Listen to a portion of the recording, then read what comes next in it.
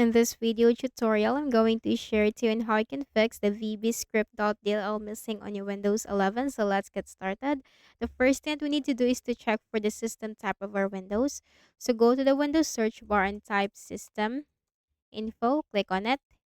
Here you'll find the system type, so take note of that. And then open any of the browser that you have on your Windows. In the search bar, simply search for the missing DLL file and then type download. Hit enter. Click on this for the first match.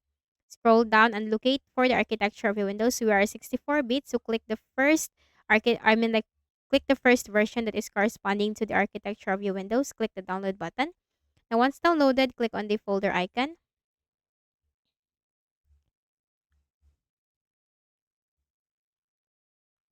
Then you have to right click and then select extract all.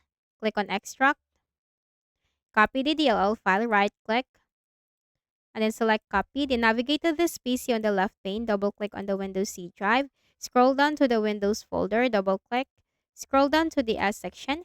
Here you will find the System 32. So if you are a 64-bit system type of your Windows, you go to System 32.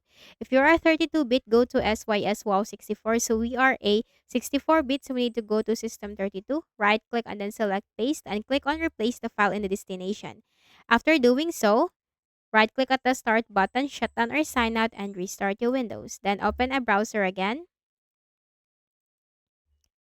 In the search bar, simply search for Visual C++ Redistributable. Click on it for the first result.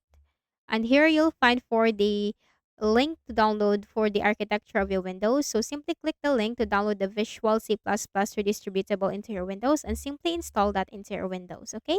And I hope this video helped you. Kindly please do not forget to hit the like button and subscribe to this YouTube channel. Thank you for watching the video.